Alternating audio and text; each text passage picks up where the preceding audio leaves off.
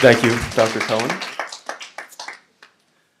Good morning, everyone. My name is John Waters, and today I'll be presenting our final briefing titled Widening the Lens, Mechanisms for Communities to Economically Benefit from Clean Energy.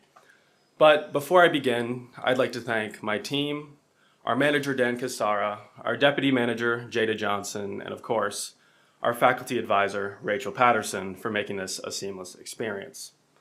So, getting into our agenda, we'll begin with our client overview, followed by the mission they've given us. We'll go into our methodology, some case studies we've looked at, conclusions we've drawn, and a Q&A.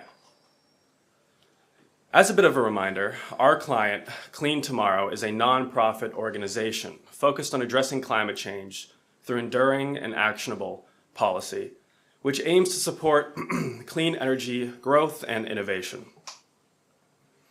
So what is our problem? On the top, we can see a renewable energy project, and on the bottom left, we have our energy developer. And obviously, the benefits of the project go to the developer, but in the case of the community, it is unclear whether they might receive the benefits or not. And in the cases where they do, these benefits are usually not very quantifiable. So, our mission is to develop a community benefits framework, a tool that state policymakers can use to understand what communities need what benefits. And this will accelerate the clean energy transition and involve and benefit communities. An example of this could be, again, our renewable energy project and the community that resides.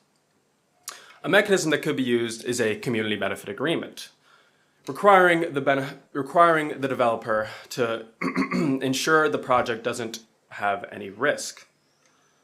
Another mechanism could be a payment in lieu of taxes agreement, bringing in additional revenue to the community while ensuring the viability of the project. A project labor agreement could specialize the local workforce and ensure that workforce retention is maintained. And an electric bill offset could reduce the burden on local utilities and help out their customers. So these are among the many different mechanisms that could be used, but again, there's still a variety of different pathways, and part of our mission was to kind of remove the ambiguity from this process. And to do this, we've categorized the mechanisms and quantified the benefits for our client. And the mechanisms are in three different categories: agreement-based, policy-based, and tax-based. Tax-based mechanisms reduce project costs. They incentivize private investment and they improve upon project returns. Agreement-based mechanisms incentivize collaboration between developers and communities. They ensure shared ownership of the project and they ideally mitigate risk. Policy-based mechanisms set renewable energy targets. They require utility compliance and accelerate siting and permitting processes. And generally speaking, policies are the kind of umbrella for agreements and taxes. So, where did we look to get a better idea of these kinds of mechanisms? California, Nevada, New Mexico, Texas, Michigan, Ohio, and New York were the places we decided to look at over the course of this semester. For each of these states, we conducted a comprehensive literature review. We did 4 case studies and 3 stakeholder interviews. And from the research we gathered, we found that there was a variation in the different policies, mechanisms, and different benefits from these mechanisms. And for the sake of this presentation, we'll be looking at New York and Ohio specifically, that offered 2 different case studies which I believe were ripe for comparison. Beginning with Ohio, they have a fairly unambitious renewable energy standard, which is 8.5% of energy mix being renewable energy by 2026. In 2010, their state laws enabled payment in lieu of taxes agreements, or pilots. And what pilots are additional guaranteed revenue streams, either in conjunction with property taxes or in substitution of property taxes. And Ohio generally supports community benefits, but as we'll see in the case of New York, they do not mandate nor do they really incentivize community agreements. So we'll see that later with the other case study. But beginning with our first case study, we have Paulding County, Ohio. And prior to the integration of the Blue Creek Wind Farm, Paulding was devastated by the recession. And as an example, the Wayne Trace School, the local school district, lost $1.5 million in funding in 2011, which is roughly 10% of their total funds. The county itself is agriculture-oriented, meaning there was a good amount of compatibility with a potential wind farm. So the Blue Creek Wind Farm, which is 776.7 megawatts of wind capacity, gives about $7,700 per megawatt per year. And the agreement here is a payment in lieu of taxes agreement, meaning the only guarantee that the community has is revenue. But what did the payment in lieu of taxes agreement do for Paulding? See, it guaranteed $6 million annually, and the project itself created 25 permanent jobs for the local residents. Now, it supported local business growth over its inception. It has brought in about 45 businesses to Paulding County, and this is due to the increases of quality of life, as well as the influx of revenue from the project. The community saw 18 municipal services improve, and going back to Wayne Trace, the spending per pupil is about $3,000 higher than state average, so a stark difference from what we saw in 2012. And taking a step back and looking at Paulding County in the context of Ohio, it has become a renewable energy trendsetter. It is a pioneer within the state and has become a prime example of how using the right mechanism can result in great success for the community. Moving to New York. New York has a much more ambitious renewable energy standard. 70% of all energy in New York should be renewable by 2030. And New York mandated or highly incentivized community benefit agreements in 2021. In a host community agreement, what we'll see in our case study is an agreement that requires the developer to do a variety of different things outside of paying the community, such as environmental and health analyses. New York, like Ohio, also has pilot or payment in lieu of taxes agreements. So this showcases that New York itself has many different pathways for community benefit and is a bit of a pioneer nationwide. For our second case study, we have Mount Morris, New York. And because of the host community agreement, it required public approval. See, development begun in 2016, and the public has been heavily engaged with the project since its operation, which started in 2024. Now, Mount Morris, like Paulding, is also agriculture-oriented, but the community opted for a solar agreement, or a solar project, which is 177 megawatts of solar capacity. It is about $4,000 per megawatt per year, which is considerably less than Paulding County, but the host community agreement entails that there are additional requirements from the developer, which the community thought was more important. So what has the host community agreement done thus far?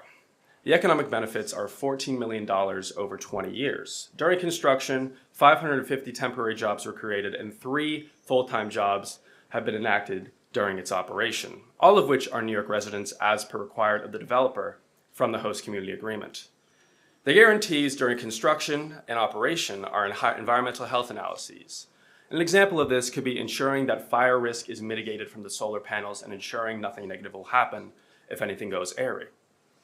Infrastructure maintenance is another guarantee, ensuring that the roads aren't affected during construction, operation, or decommission. And another example of a guarantee is agriculture compatibility. As I mentioned, Mount Morris is also agriculture-oriented, so the developer decided that they will also include pollinator and grazer integration. So, what is the best strategy here? As I hope some of you have concluded, there really isn't one.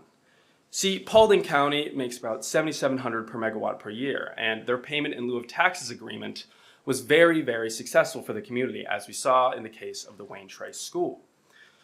New York and Mount Morris gets about $4,000 per megawatt per year, but their additional guarantees, something they believed was very important from their host community agreement, has brought on a lot of community satisfaction, something that worked very well for them. And unfortunately, the middle part got a little cut off, but I'll spell it out for you. Different mechanisms in these two cases garnered similar success, and I'd be remiss not to remind you that these are 2 counties of 2 states out of the 7 we have looked at over this past semester. And so, the importance of contextualizing communities cannot go unspoken. California, Nevada, New Mexico, Texas, Michigan, and Ohio and New York all have different mechanisms that offer different things for different communities. And mapping the landscape of community benefit mechanisms can help enable a just energy transition for communities nationwide. So, my team and I are hopeful that our developing community benefits framework will help state policymakers make informed decisions, resulting in guaranteed and quantifiable benefits for host communities nationwide. So, Thank you very much for listening. Does anyone have any questions?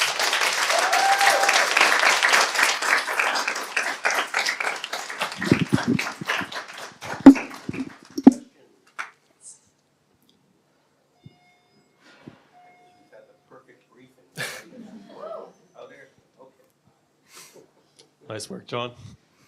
Thank you. I was curious, I mean, you talked a little bit about it, but could you speak more to like what influences the differences in like benefits in terms of costs? Or like, yeah, for like these two projects that you mentioned, they were like very different benefits in terms of like megawatt hours and pricing for each project. Like what are some of the factors that influence that? That is a great question. So in the case of both the case studies we looked at today, it generally comes from two things. So obviously the agreement between the community and the developer determines how much money will actually go from the project to the community. And in addition to this, the difference in solar and wind capacity factor also changes how much can actually be profited from these two different kinds of renewable energy. Other questions? Okay. Over here. Vaguely to the mic. Thank you for the presentation. The scale of money that these communities are getting, I assume the funds go into like the county budget. So is it very transformative for these communities? Extremely, yes. And I initially decided to integrate some quotes into the case study aspects of this presentation. But to speak on them a bit now, in the case of Paulding County, their county courthouse actually was only able to open 4 days a week prior to the integration of the project. And because of the additional revenue flowing in and the ability to pay those salaries, it is now running 5 days a week instead of 4. So that is a smaller example in the grand scheme of, yes, they're very transformative for these communities. Thank you. One final question over here. Thank you for a wonderful presentation, John. I think that people often think about states like New York and California as very renewable friendly, and so in your presentation, I think you rightly pointed out that even in those states, there can often be community opposition. Can you talk about some of the specific varieties of community opposition you encountered specifically in some of those rural areas in those greener states? Yeah, of course I can. So that was a big aspect of the front end of our capstone, and one of the biggest issues we have with renewable energy projects is NOML or NIMBY. And a lot of their opposition comes from the fact like, wind farms aren't that visually appealing. And, trying to overcome that is part of the reason why we're looking so closely at these mechanisms to, ensure that even though you may not find these very visually appealing, they will do amazing things for your community. And we're hopeful that in the case of Paulding, the community members will come to really love the wind farm and see how much change it brings for the people.